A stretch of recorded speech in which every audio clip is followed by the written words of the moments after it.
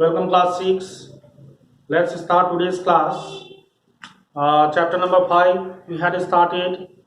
So far we have reached up to shadow.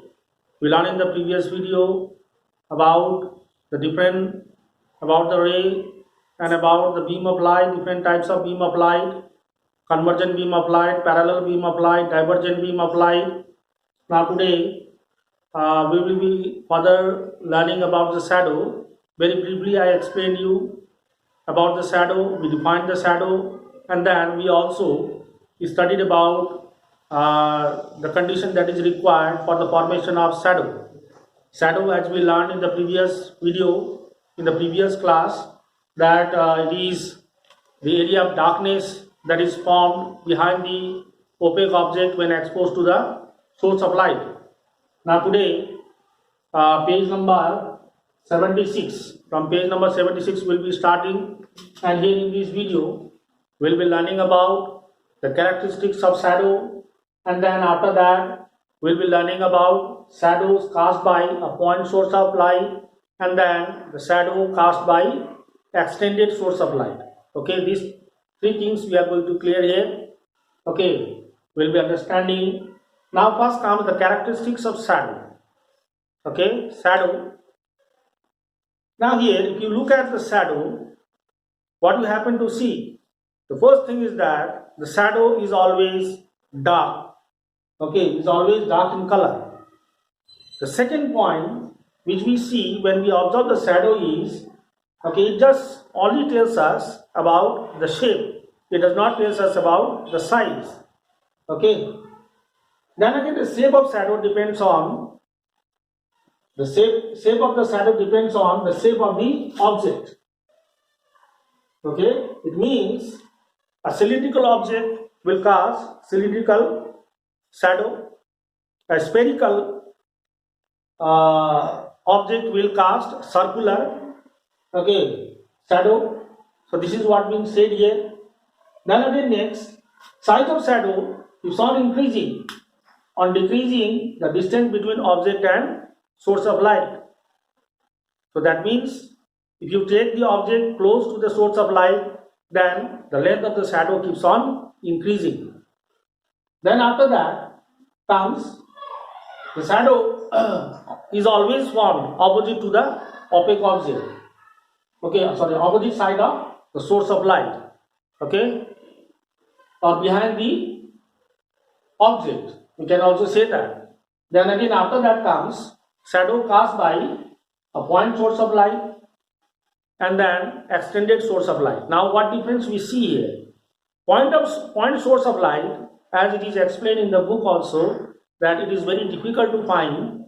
Okay, for our convenience we can take, or we can assume the point source to be a tiny bulb. Okay, a tiny bulb. Tiny bulb is placed here and an object is placed in front of it, and a screen, okay, is placed behind this object, okay, where the shadow is supposed to be formed. Now the shadow formed by this point object on the screen, okay, has only the dark area.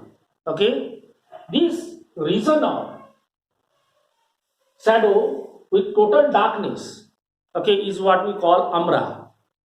So we are learning here the terms like umbra, and then later we will be learning about penumbra. Okay, umbra, how to define it? The region of shadow with total darkness, okay, is what we call the umbra.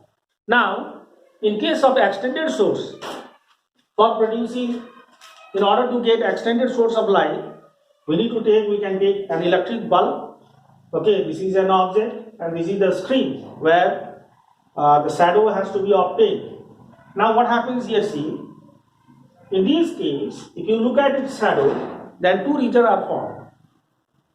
The center region with the total darkness, and the outer region, okay, is with faint darkness. Okay, not so dark. Okay, so the region of shadow with partial darkness is what we call penumbra, and in the middle, total darkness is there, which we call as umbra. So what we understand from here is the extended source of light produces both the region of partial darkness as well as the region of total darkness. Okay, that means penumbra and umbra both are formed in case of extended source of light, whereas in case of point source of light we get only umbra, that is total darkness. Okay, so this is there. Then some interesting things are also given here, that is, if you take this screen away, okay, so then what we observe is that the size of the umbra becomes smaller and smaller and smaller. The size of the penumbra increases. Okay, so darker region gets fainted. Okay, after traveling certain distance. Okay, it becomes smaller and smaller and finally vanishes. Okay, disappears. Okay, so because of the same reason, the birds flying high in the sky, what happens is that its shadow, they do not usually cast the shadow on the earth. Here, earth can be taken as the screen, sun is taken as the source of light, and then the bird flying in the sky is taken to be the object. Okay, and the earth is far away from